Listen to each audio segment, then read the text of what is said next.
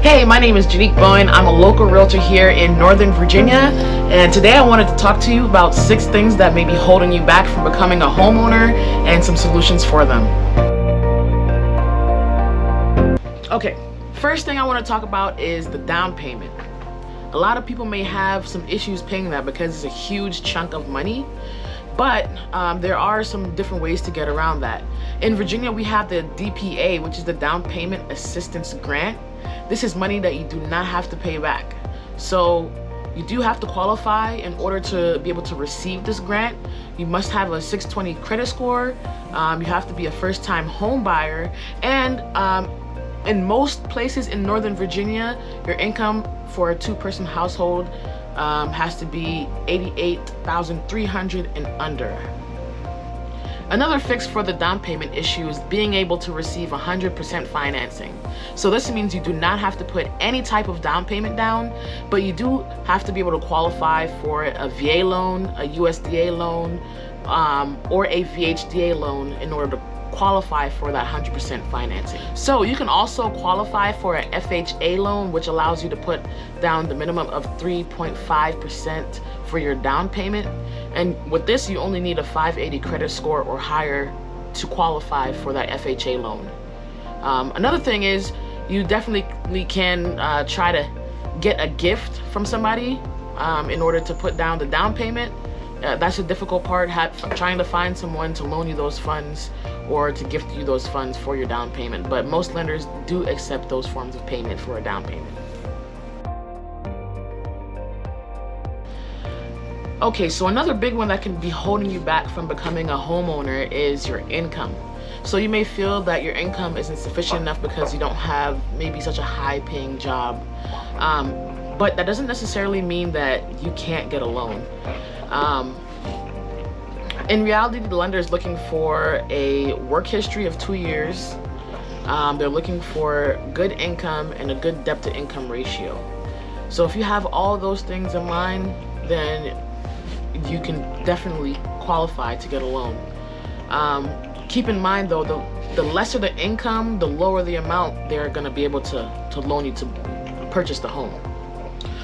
In Virginia, there's different programs that for individuals with lower income. We have the VHDA loan. This requires you to have a 620 credit score.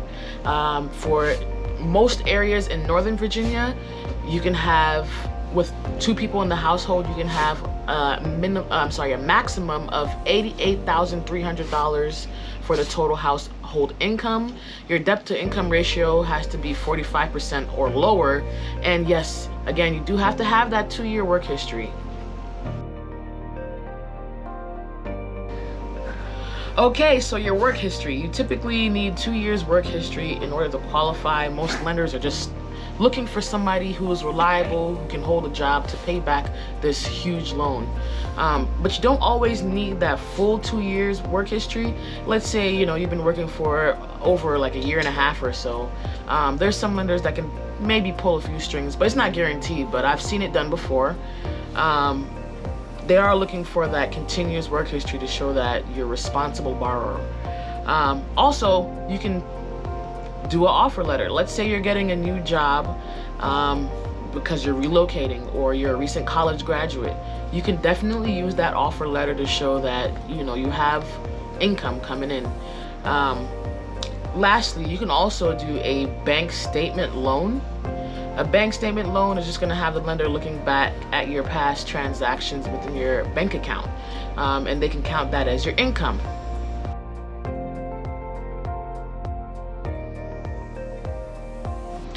Another big one, I would say probably the biggest, is your credit score. So you don't have to have the perfect credit score in order to be a homeowner, but you do have to have some sort of minimum.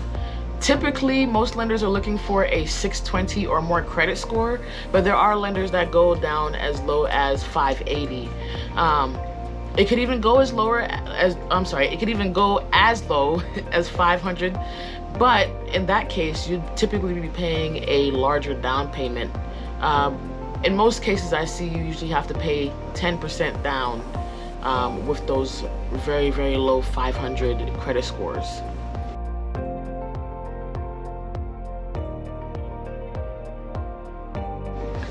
Another big one that a lot of people don't really pay attention to or don't really know is the debt to income ratio. So the debt to income ratio shows you how much debt you have compared to how much money you're bringing in. This helps the mortgage lender understand what you're paying for and if you could even afford to pay another mortgage or another bill. Typically, they're looking for a 45% or less debt to income ratio. So there's not really much to do to avoid this other than avoid taking on any more debt than you have already now. Increase your monthly payments towards anything that you're paying off right now. And please do postpone any large purchases. Do not go and buy a new car. Do not lease anything. Just wait.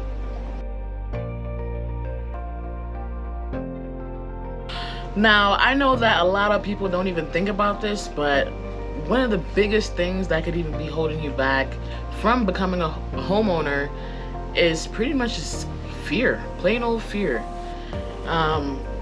Being a homeowner is one of the biggest investments of your life, so it's a scary step to take. But having a home and owning that property can definitely be a crutch in the future whenever you stumble onto financial times where you need to draw some money from somewhere or get a loan and you can't.